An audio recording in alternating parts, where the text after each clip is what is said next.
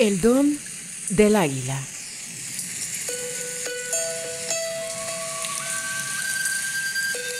El sexto libro escrito por Carlos Castaneda.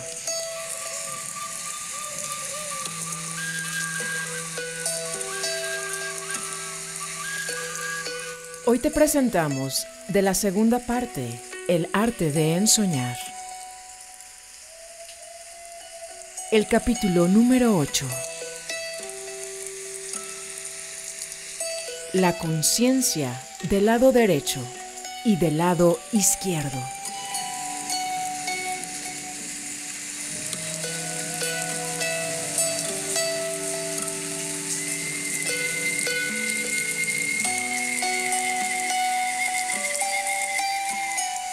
Gracias, caminante, por tu sintonía.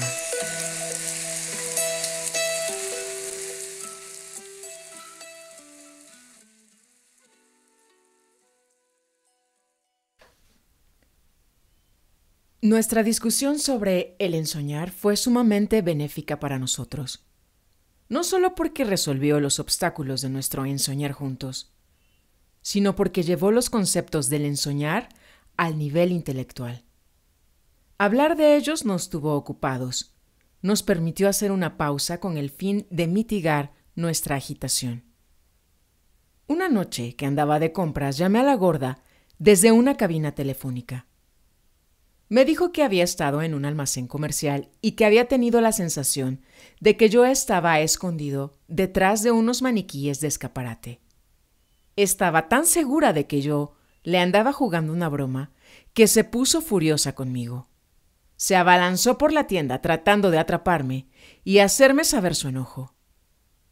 Luego se dio cuenta de que en realidad estaba recordando algo que ella acostumbraba a hacer conmigo: tener un berrinche.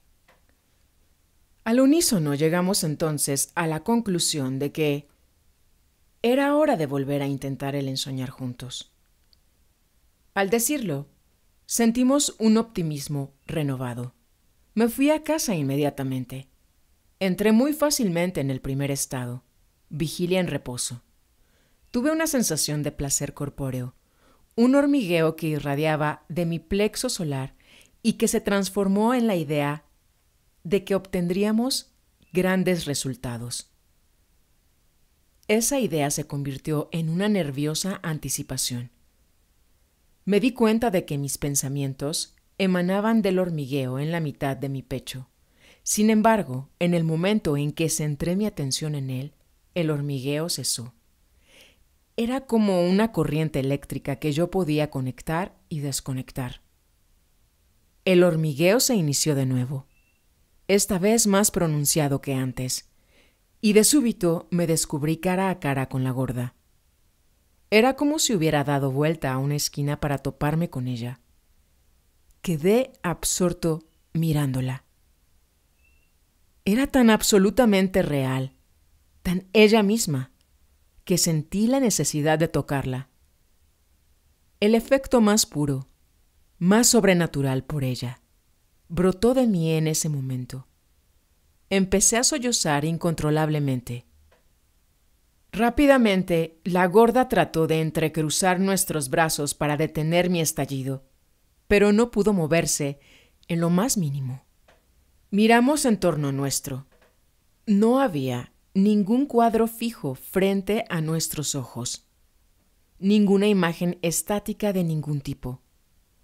Tuve un discernimiento repentino y le dije a la gorda que por estar mirándonos el uno al otro habíamos perdido la oportunidad de ver una escena de ensoñar. Solo hasta después de que hube hablado me di cuenta de que nos hallábamos en una situación nueva. El sonido de mi voz me asustó. Era una voz extraña, áspera, desagradable. Me dio una sensación de irritación física. La gorda respondió que no habíamos perdido nada, que nuestra segunda atención había sido atrapada por algo extraño. Sonrió e hizo un gesto frunciendo la boca, una mezcla de sorpresa e irritación ante el sonido de su propia voz. Encontré la novedad de hablar en ensueños fascinante. No era que estuviéramos ensoñando una escena en la cual habláramos, sino que de hecho conversábamos. Y esto requería un esfuerzo único, muy similar al esfuerzo que tuve que hacer en un principio al descender una escalera en ensueños. Le pregunté si creía que el sonido de mi voz era chistoso. Ella asintió y no estentóreamente. El sonido de su risa me conmocionó. Recordé que don Genaro solía hacer los ruidos más extraños y aterrorizantes. La risa de la gorda se hallaba en la misma categoría. Entonces experimenté el impacto de comprender que la gorda y yo espontáneamente habíamos entrado en nuestros cuerpos de ensueño. Quería tomarla de la mano. Lo intenté, pero no pude mover el brazo. Como ya tenía cierta experiencia de moverme en ese estado, me propuse ir al lado de la gorda. Mi deseo era abrazarla, pero en vez de eso me desplacé hasta un punto tan próximo de ella que nos fundimos. Yo estaba consciente de mi individualidad, pero al mismo tiempo sentía que era parte de la gorda. Esa sensación me gustó inmensamente. Permanecimos fusionados hasta que algo rompió nuestro vínculo. Sentí un impulso de examinar el medio ambiente. Miré y claramente recordé haberlo visto antes. Nos hallábamos rodeados de pequeños promontorios circulares que exactamente semejaban dunas de arena. Estas dunas se hallaban en torno nuestro, en todas las direcciones hasta donde se podía ver. Las dunas parecían estar hechas de algo que semejaba a piedra arenisca de un tono amarillo pálido o toscos gránulos de sulfuro. El cielo era del mismo color, muy bajo y opresivo. Había bancos de niebla amarillenta o algún tipo de vapor amarillo que prendía de ciertos sitios del cielo. Entonces advertí que la gorda y yo parecíamos respirar normalmente. Yo no podía sentir mi pecho con las manos, pero sí lograba sentirlo expandirse cuando inhalaba. Los vapores amarillos, obviamente, no eran dañinos para nosotros. Empezamos a movernos al mismo tiempo, lenta, cuidadosamente, casi como si camináramos. Después de una breve distancia me sentí muy fatigado, y la gorda también. Nos deslizábamos sobre el suelo y, al parecer, desplazarse de esa manera era muy fatigoso para nuestra segunda atención. Requería un grado excesivo de concentración. No nos hallábamos imitando intencionalmente nuestra forma ordinaria de caminar, pero el efecto venía a ser casi el mismo. Movernos requería estallidos de energía, algo como explosiones minúsculas, con pausas intermedias. Puesto que carecíamos de objetivo al movernos, finalmente nos tuvimos que detener. La gorda me habló con una voz tan desvanecida que apenas era audible. Dijo que nos hallábamos avanzando como autómatas hacia las regiones más pesadas y que de continuar haciéndolo la presión resultaría tan grande que moriríamos. Automáticamente dimos la vuelta y nos dirigimos por donde veníamos, pero la sensación de fatiga no cedió. Los dos estábamos tan agotados que ya no podíamos conservar nuestra posición erecta. Nos desplomamos y espontáneamente adoptamos la posición de ensoñar. Desperté instantáneamente en mi estudio. La gorda despertó en su recámara. Lo primero que le dije al despertar fue que ya había estado en ese paisaje baldío varias veces antes. Ya había visto cuando menos 2 aspectos de él. Uno perfectamente plano. El otro cubierto por pequeños promontorios redondos como de arena. Al momento de hablar, me di cuenta de que ni siquiera me había molestado en confirmar si la gorda y yo tuvimos la misma visión. Me contuve y le dije que me había dejado llevar por mi propia excitación, había procedido como si comparara notas de un viaje de vacaciones con ella. «Ya es muy tarde para ese tipo de plática entre nosotros», dijo con un suspiro. «Pero si eso te hace feliz, te diré lo que vi». Pacientemente me describió todo lo que había visto, dicho y hecho. Añadió que ella también había estado en ese lugar desierto con anterioridad y que estaba completamente segura de que se trataba del espacio entre el mundo que conocemos y el otro mundo. «Es la zona entre las líneas paralelas», continuó. «Podemos ir ahí en ensueños, pero para poder abandonar este mundo y llegar al otro, el que está más allá de las líneas paralelas, tenemos que recorrer esa zona con nuestros propios cuerpos». Sentí un escalofrío al pensar que entraríamos en ese sitio yermo con nuestros propios cuerpos. «Tú y yo hemos estado juntos ahí antes, con nuestros cuerpos», continuó la gorda. «¿No te acuerdas?». Le dije que todo lo que podía recordar era haber visto ese paisaje 2 veces bajo la guía de don Juan. Las 2 veces yo había descartado la experiencia porque ésta había sido producida mediante la ingestión de plantas alucinógenas.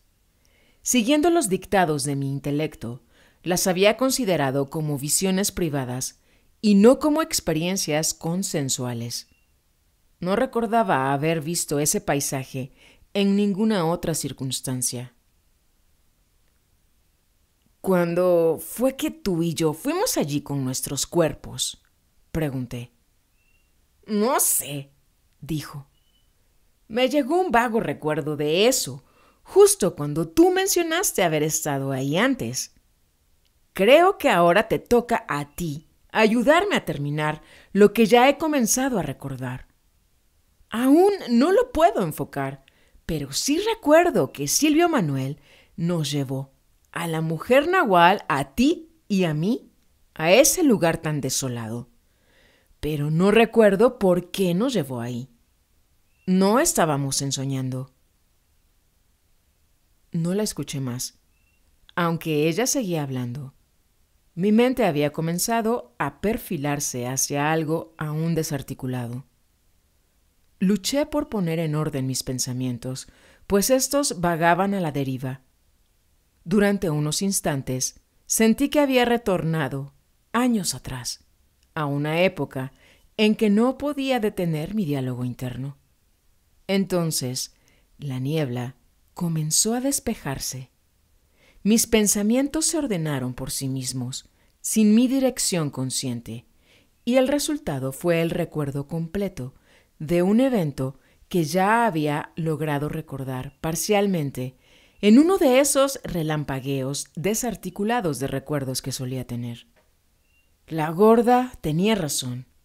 Una vez habíamos sido llevados a una región que don Juan llamaba el limbo, evidentemente basándose en los dogmas religiosos. Supe que la gorda también tenía razón al decir que no habíamos estado ensoñando. En esa ocasión, a petición de Silvio Manuel, don Juan congregó a la mujer nahual, a la gorda y a mí. Me dijo que nos había convocado porque, sin saber cómo, yo había entrado en un receso especial de la conciencia, que era el centro de la más aguda atención. Yo había ya llegado previamente a ese estado al que don Juan llamaba el lado izquierdo, pero muy brevemente y siempre guiado por él. Uno de los rasgos principales y el que tenía el valor más grande para todos los que nos hallábamos involucrados con don Juan era que en ese estado podíamos percibir un colosal banco de vapor amarillento, algo que don Juan llamaba la pared de niebla. Cada vez que yo podía percibirla, ésta se hallaba siempre a mi derecha, extendiéndose hasta el horizonte y, por lo alto hacia el infinito, dividiendo en dos al mundo. La pared de niebla solía desplazarse ya fuese a la izquierda o a la derecha, según yo volviese mi cabeza. Parecía no haber modo de enfrentarla. En aquel día tanto don Juan como Silvio Manuel me habían hablado de la pared de niebla. Recordé que cuando terminó de hablar Silvio Manuel, tomó a la gorda de la nuca como si fuera una gatita y desapareció con ella dentro del banco de niebla. Yo solo tuve una fracción de segundo para presenciar su desaparición, porque don Juan de alguna manera había logrado hacer que yo enfrentase la pared. No me tomó de la nuca, sino que me empujó adentro de la niebla, y de inmediato me encontré mirando esa planicie desolada. Don Juan, Silvio Manuel, la mujer nahual y la gorda también se hallaban allí. No tomé en cuenta qué era lo que estaban haciendo. Me preocupaba una sensación que experimentaba, una opresión de lo más desagradable y amenazador. Percibí que me hallaba en el interior de una caverna sofocante, amarilla, de techos bajos. La sensación física de presión se volvió tan avallazadora que ya no pude seguir respirando. Era como si todas mis funciones físicas se hubiesen detenido. No podía sentir ninguna parte de mi cuerpo. Y sin embargo, me podía mover, caminar, extender los brazos, girar la cabeza. Puse mis manos en los muslos. No había sensación en mis muslos ni en las palmas de mis manos. Mis piernas y brazos se hallaban allí visiblemente, pero no eran palpables. Movido por el infinito terror que experimentaba, tomé a la mujer nahual de un brazo y la hice perder el equilibrio. Pero no fue mi fuerza muscular lo que la empujó. Era una energía que no estaba almacenada en mis músculos o en el armazón óseo, sino en el mismo centro de mí. Se me antojó poner a funcionar otra vez esa energía y prendí a la gorda. Ella se meció a causa de la fuerza de mi jalón. Entonces comprendí que la energía que me permitía moverla emanaba de una protuberancia que se hallaba equilibrada en el punto central de mi cuerpo. Eso la empujaba y jalaba como lo haría un tentáculo. Ver y comprender todo eso me tomó solo un instante. Al momento siguiente, de nuevo, me hallaba en el mismo estado de angustia y terror. Miré a Silvio Manuel con una muda súplica de ayuda. La manera en cómo me devolvió la mirada me convenció de que yo estaba perdido. Sus ojos eran fríos e indiferentes. Don Juan me dio la espalda y yo me sacudía desde mi interior con un terror que rebasaba mi comprensión. Pensé que la sangre de mi cuerpo se hallaba en ebullición, no porque sintiese calor, sino porque una presión interior crecía hasta el punto de estallar. Don Juan me ordenó que me calmara y que me abandonara a mi muerte. Dijo que yo me iba a quedar allí hasta que muriese y que tenía la posibilidad de morir apaciblemente si hacía un esfuerzo supremo y dejaba que el terror me poseyese. O podía morir en agonía si elegía combatirlo. Silvio Manuel me habló, algo que muy raramente hacía. Dijo que la energía que yo necesitaba para aceptar mi terror se hallaba en mi parte media y que la única manera de triunfar era doblegándome, rindiéndome sin rendirme. La mujer nahual y la gorda estaban en perfecta calma. Yo era el único que agonizaba allí. Silvio Manuel dijo que me hallaba desperdiciando tanta energía que mi fin era cuestión de momentos y que yo podía considerarme ya muerto. Don Juan le hizo una seña a la mujer nahual y a la gorda para que lo siguieran. Ellas me dieron la espalda. Ya no pude ver qué más hicieron. Sentí una vibración poderosa recorriéndome. Supuse que era el estertor de mi muerte. Mi lucha había concluido. Ya no me preocupé más. Cedí al inconmensurable terror que me estaba matando. Mi cuerpo, o la configuración que yo consideraba mi cuerpo, se calmó. Se abandonó a la muerte. Cuando dejé que el terror entrara en mí, o quizá que saliera de mí, sentí y vi un tenue vapor, una mancha blancuzca contra los alrededores amarillos sulfurosos que abandonaba lo que yo creía que era mi cuerpo. Don Juan regresó a mi lado y me examinó con curiosidad. Silvio Manuel se alejó y volvió a tomar a la gorda de la nuca. Claramente lo vi echándola, como si fuera una gigantesca muñeca de trapo, dentro del banco de niebla. Después, él mismo se introdujo allí y desapareció. La mujer nahual hizo un gesto como invitándome a acercarme. Me volví hacia ella, pero antes de que pudiera alcanzarla, Don Juan me dio un poderoso empellón que me lanzó a través de la espesa niebla amarilla. No trastabillé, sino que planeé a través del banco y terminé cayendo de cabeza en el suelo del mundo de todos los días. La gorda recordó todo esto conforme yo se lo narraba. Luego agregó más detalles. La mujer nahual y yo no temíamos por tu vida, aseguró. El nahual ya nos había dicho que tú tenías que ser forzado a abandonar tus defensas. Eso no era nuevo.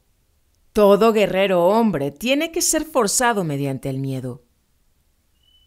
Silvio Manuel ya me había llevado 3 veces antes al otro lado de la pared para que yo aprendiera a sosegarme. Dijo que si tú me veías tranquila, eso te afectaría y así fue. Tú te abandonaste y te apaciguaste. ¿Te dio mucho trabajo a ti también aprender a calmarte?, pregunté. No, eso es fácil para una mujer, respondió. Esa es la ventaja que tenemos. El único problema es que alguien nos tiene que transportar a través de la niebla. Nosotras no podemos hacerlo solas. ¿Por qué no, gorda?, pregunté. Se necesita ser pesado para atravesar la niebla. Y una mujer es liviana, dijo. Demasiado liviana en realidad. ¿Y la mujer nahual? Yo no vi que nadie la transportara, dije. La mujer nahual era especial, aseguró la gorda. Ella sí podía hacer todo por sí misma. Me podía llevar allá o llevarte a ti. Incluso podía atravesar toda esa planicie desierta, algo que el nahual dijo que era obligatorio para todos los viajeros que se aventuraban en lo desconocido. ¿Y por qué fue conmigo allá la mujer nahual?, le pregunté. Silvio Manuel nos llevó para apoyarte, dijo. Él creía que tú necesitabas la protección de 2 mujeres y de 2 hombres que te flanquearan. Silvio Manuel creía que necesitabas ser protegido de las entidades que rodean y acechan en ese lugar. Los aliados vienen de esa planicie desierta y otras cosas aún más feroces. ¿A ti también te protegieron?, pregunté. Yo no necesito protección, respondió. Soy mujer. Estoy libre de todo eso. Pero todos creíamos que tú te hallabas en un aprieto terrible. Tú eras el nahual, pero un nahual muy estúpido. Creíamos que cualquiera de esos feroces aliados o demonios, si prefieres llamarlos así, podía haberte despanzurrado o desmembrado. Eso fue lo que dijo Silvio Manuel.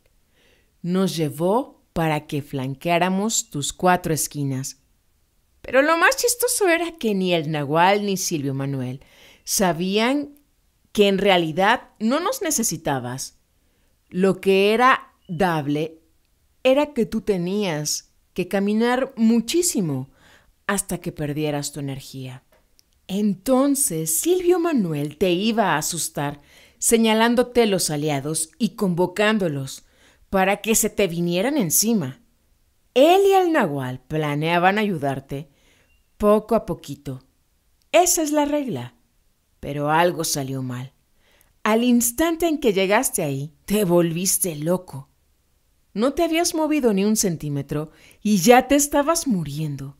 Estabas muerto de susto y ni siquiera habías visto a los aliados. Silvio Manuel me contó que no sabía qué hacer. Así es que te dijo al oído lo último que se proponía decirte: que cedieras, que te rindieras sin rendirte. Tú solito te sosegaste y ellos no tuvieron que hacer nada de lo que habían planeado.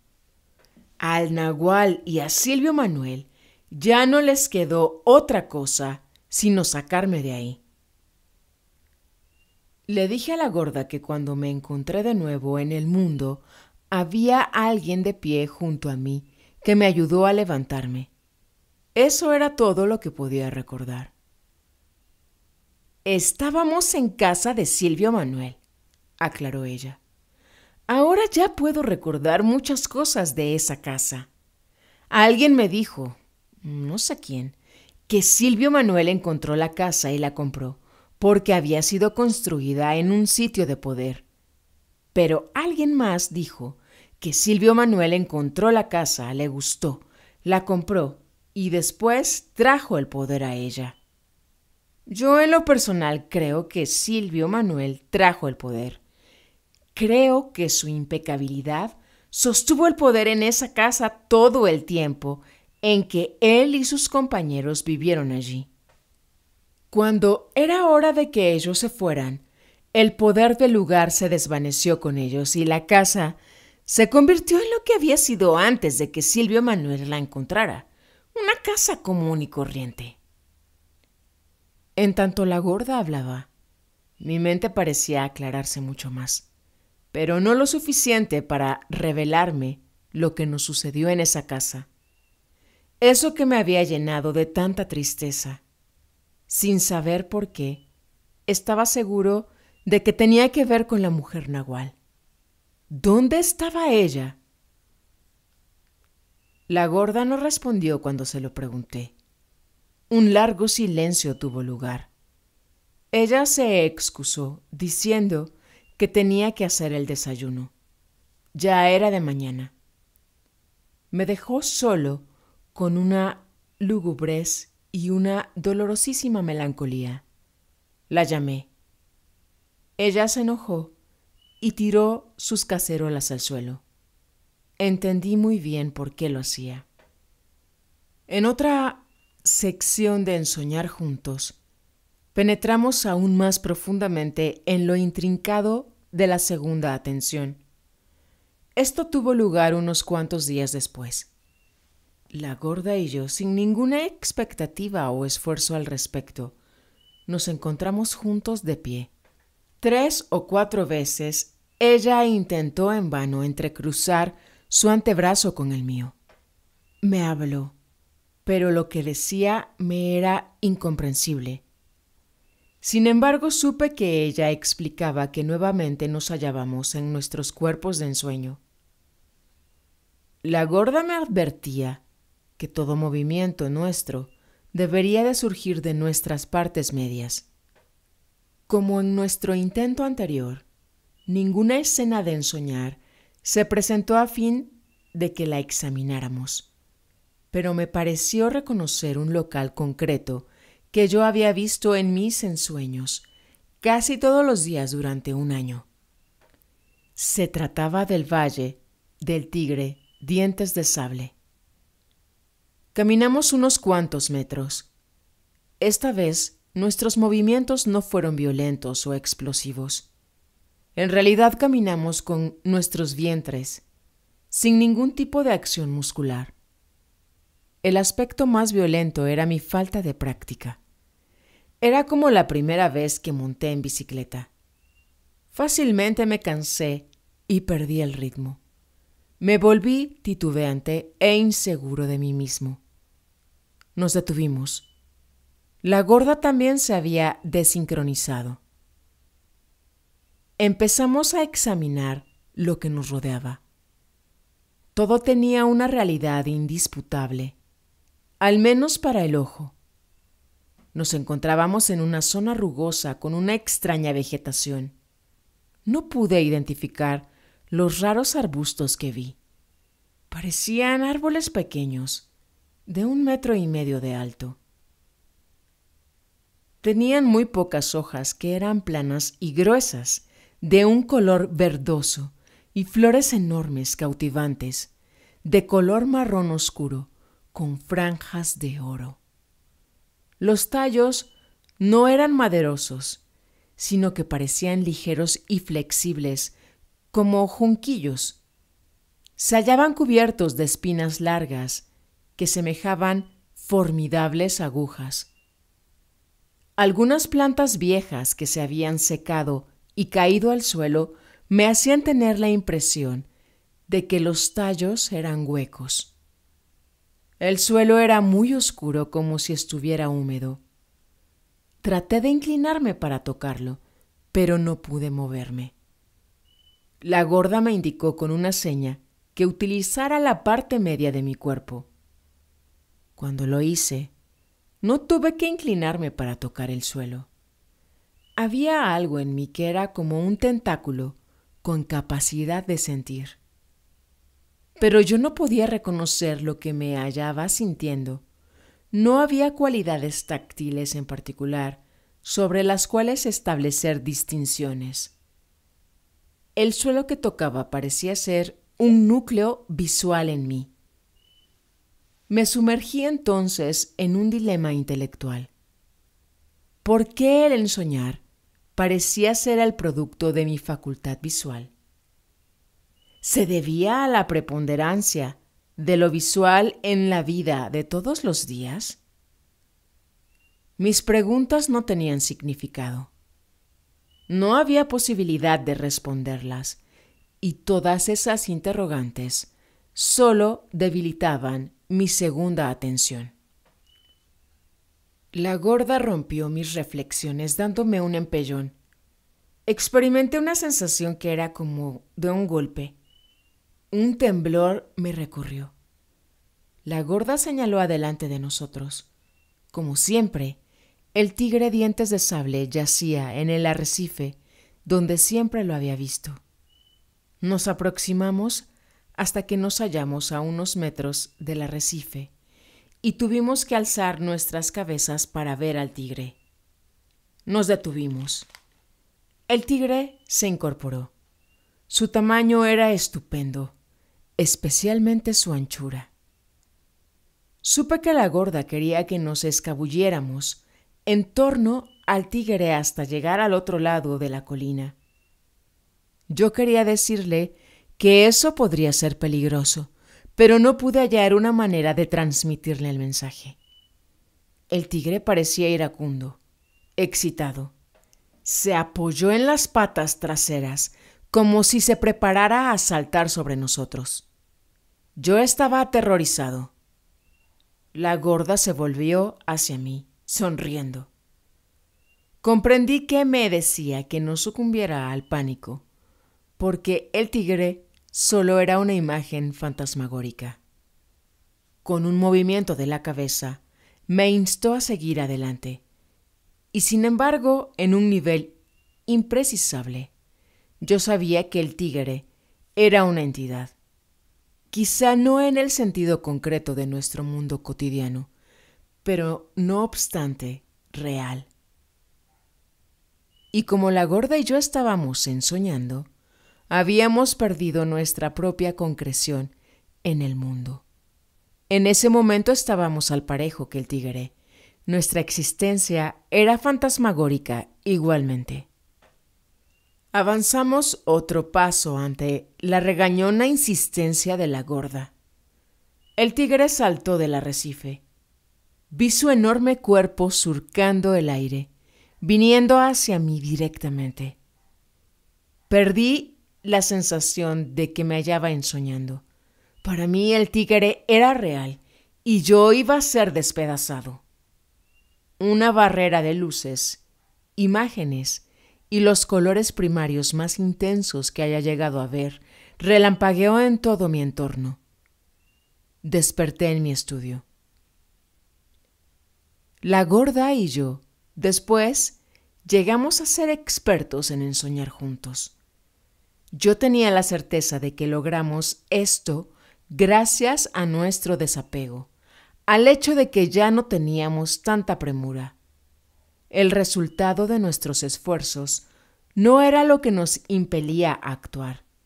Más bien se trataba de una compulsión ulterior que nos daba el ímpetu para actuar impecablemente, sin pensar en recompensas.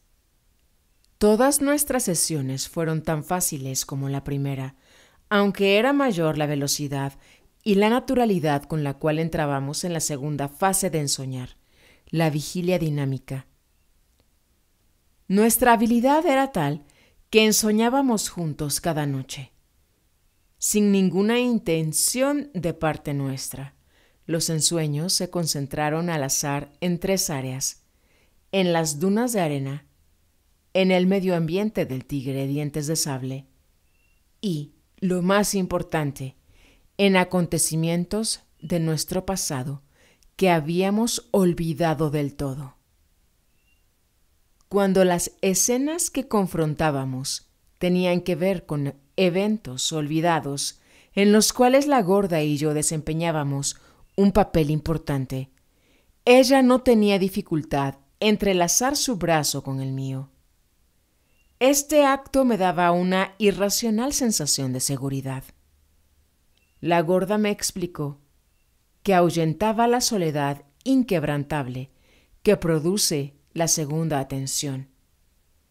Dijo que entrecruzar los brazos propicia un ánimo de objetividad y, como resultado, ambos podíamos contemplar las actividades que tenían lugar en cada escena. A veces formábamos parte de las actividades. Otras veces contemplábamos la escena objetivamente, como si estuviéramos en un cine. Según la gorda, la mayor parte de nuestro ensoñar juntos se agrupaba en 3 categorías. La primera, y por cierto la más vasta, era una reactuación de acontecimientos que habíamos vivido juntos. La segunda era un escrutinio que nosotros dos hacíamos de sucesos que solamente yo había vivido. La tierra del tigre dientes de sable se hallaba en esta categoría. La tercera era una visita real en un dominio que existía tal como lo presenciábamos en el momento de nuestra visita. La gorda sostenía que esos promontorios amarillos se hallaban presentes aquí y ahora, y que esa era la manera como los ve el guerrero que viaja entre ellos. Yo quería discutir una cuestión con ella. Ambos habíamos tenido misteriosas relaciones con gente a la que habíamos olvidado por razones inconcebibles para nosotros, pero era gente a la que, no obstante, habíamos en realidad conocido.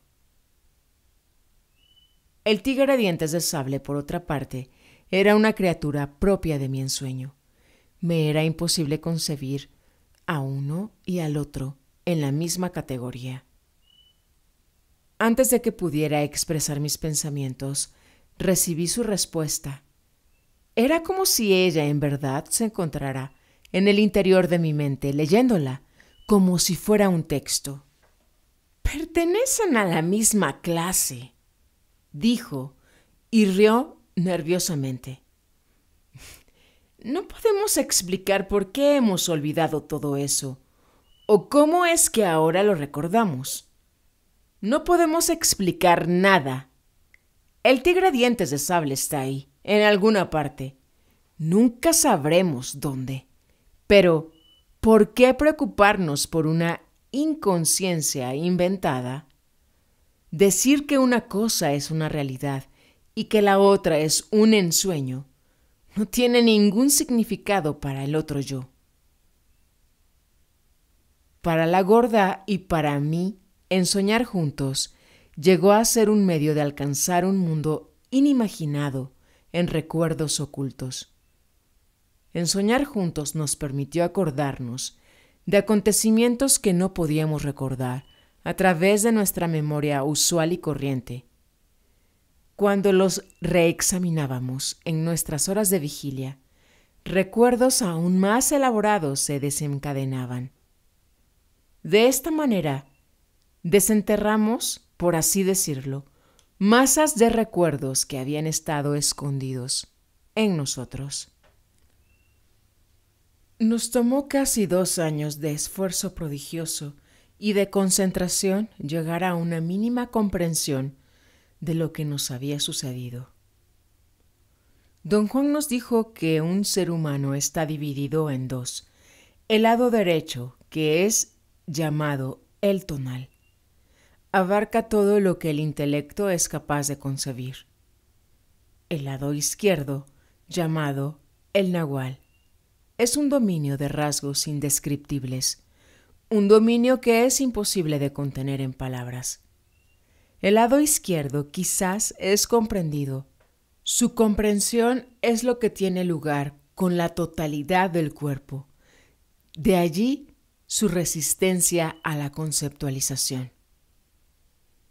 Don Juan también nos había dicho que todas las facultades, posibilidades y logros de la brujería, desde lo más simple hasta lo más sorprendente, se hallaba en el cuerpo humano mismo. Tomando como base los conceptos de que nos hallamos divididos en dos y de que todo se encuentra en el cuerpo mismo, la gorda propuso una explicación de nuestros recuerdos. Ella creía que durante los años de nuestra asociación con el nahual Juan Matus, nuestro tiempo se hallaba dividido entre estados de conciencia normal en el lado derecho, el tonal, donde prevalece la primera atención, y estados de conciencia acrecentada en el lado izquierdo, el nahual, o el sitio de la segunda atención. La gorda creía que los esfuerzos del nahual Juan Matus tenían como objetivo conducirnos al otro yo por medio del autocontrol de la segunda atención a través del ensoñar. Sin embargo, don Juan también nos puso en contacto directo con la segunda atención, mediante una manipulación corporal. La gorda recordaba que él la forzaba a pasar de un lado al otro, ya fuese oprimiendo o masajeándole la espalda. Decía que a veces incluso le daba un buen golpe en el omóplato derecho. El resultado era que ella entraba en un extraordinario estado de claridad. La gorda creía que en ese estado todo se movía con mayor celeridad y, sin embargo, nada en el mundo había sido cambiado. Semanas después de que la gorda me había dicho esto, recordé que a mí me había ocurrido lo mismo. En un momento dado, don Juan me daba un golpe en la espalda. Yo siempre sentí ese golpe en la espina, en medio y arriba de mis omóplatos. Una claridad extraordinaria me poseía luego. El mundo era el mismo, pero más nítido. Todo se realizaba por sí mismo. Quizás se trataba de que mis facultades de razonamiento eran nubladas mediante el golpe de don Juan, y eso me permitía percibir sin ellas. Yo permanecía con esa claridad indefinidamente, o hasta que don Juan me daba otro golpe en el mismo sitio para hacerme volver a mi estado normal de conciencia. Don Juan nunca me empujó o me masajeó. siempre me dio un golpe directo y fuerte, no como el golpe de un puño, sino más bien un impacto que me quitaba el aliento por instantes. Yo tenía que respirar entrecortadamente, inhalar largas y rápidas bocanadas de aire hasta que de nuevo podía respirar normalmente. La gorda reportó el mismo efecto. Todo el aire era expulsado de sus pulmones mediante el golpe del nahual, y ella tenía que aspirar más de la cuenta para poder llenarlos nuevamente. La gorda creía que la respiración era el factor decisivo. En su opinión, las inhalaciones de aire que ella se veía forzada a hacer después de ser golpeada eran las que acrecentaban la conciencia. No podía, sin embargo, explicar de qué manera la respiración afectaba su percepción y su conciencia. La gorda también explicó que a ella no se le tenía que golpear para hacerla volver a su estado normal. Ella volvía mediante sus propios medios sin saber cómo.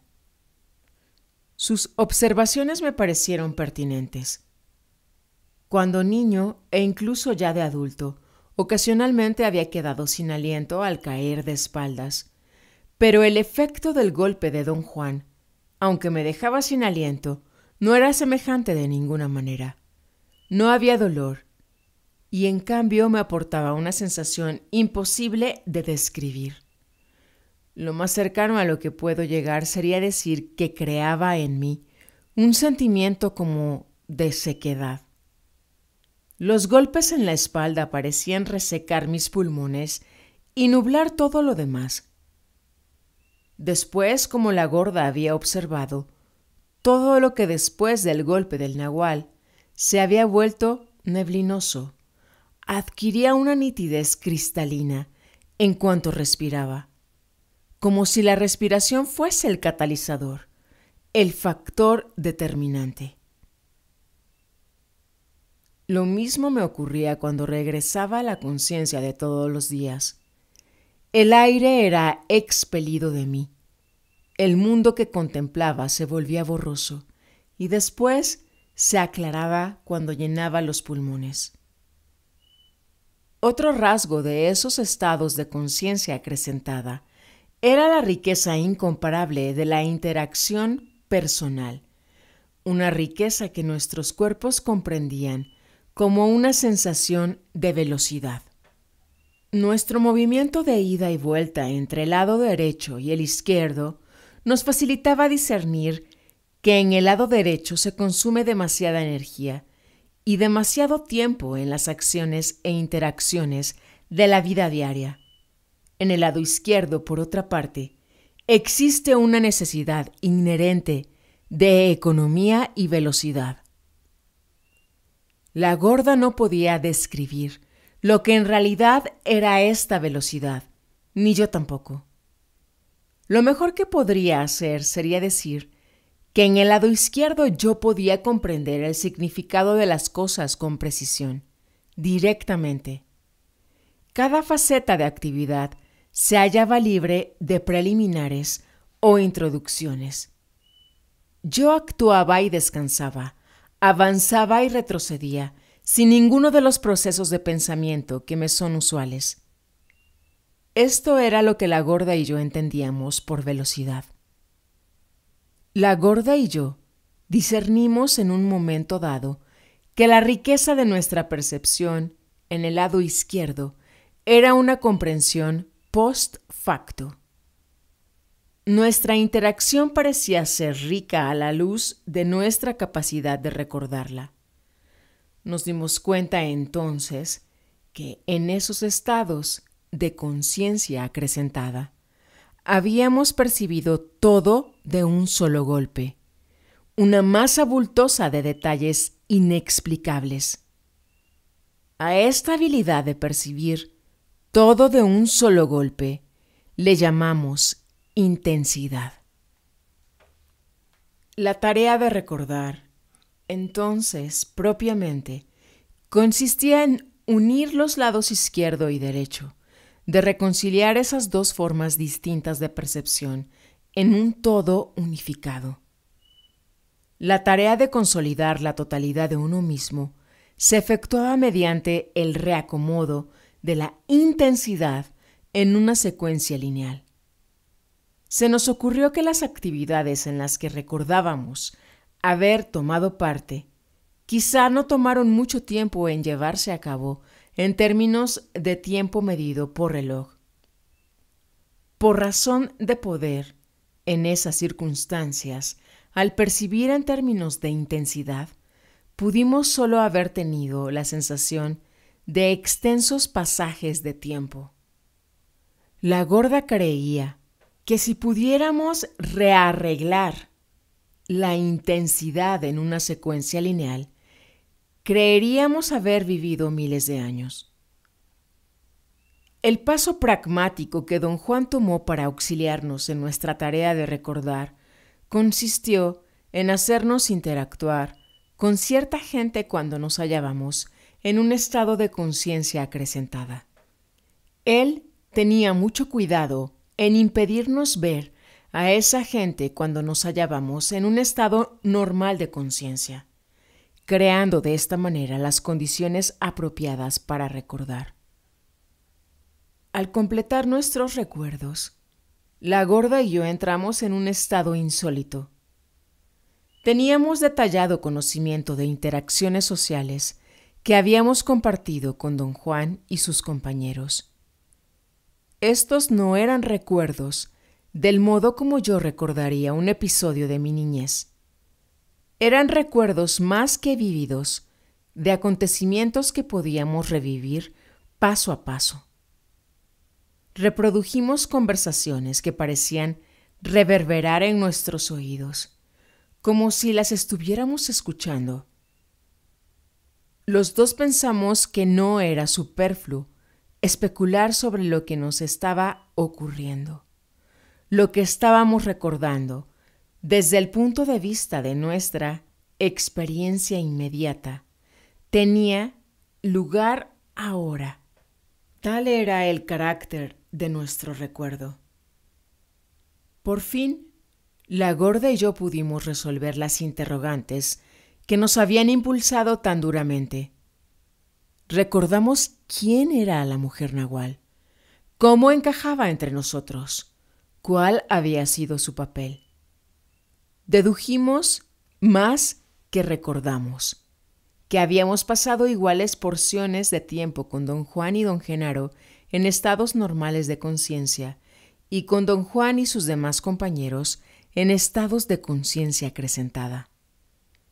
Recapturamos cada matiz de esas interacciones que habían sido veladas por la intensidad. Después de una cuidadosa revisión de lo que habíamos descubierto, comprendimos que apenas habíamos establecido un minúsculo puente entre los dos lados de nosotros mismos.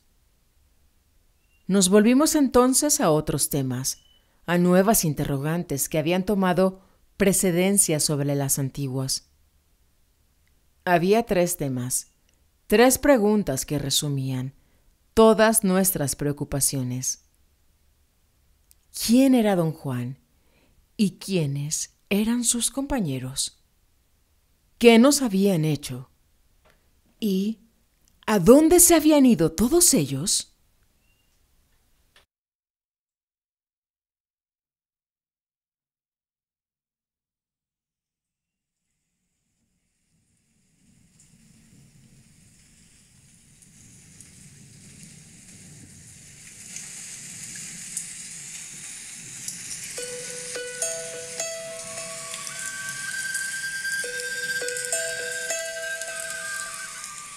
Esto fue El don del águila.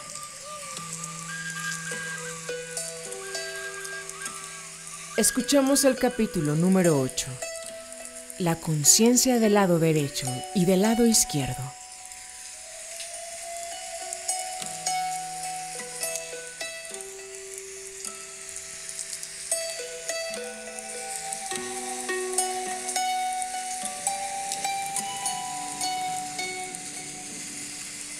Emitiendo juntos energía fina. Viernes 27 de junio del año 2025.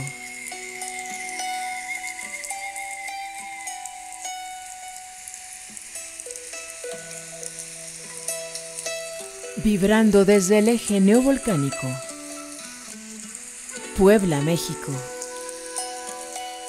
Hemisferio norte de Avia Anáhuac. Una noche húmeda y fresca de verano.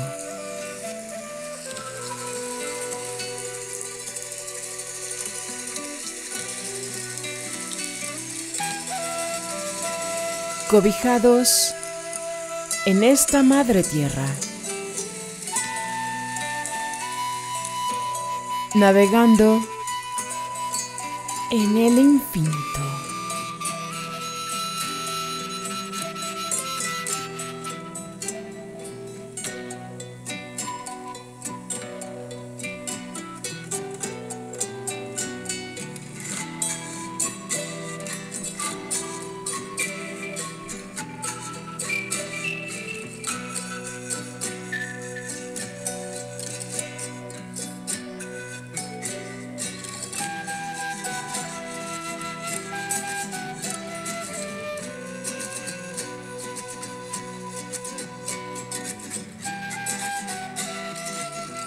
Caminando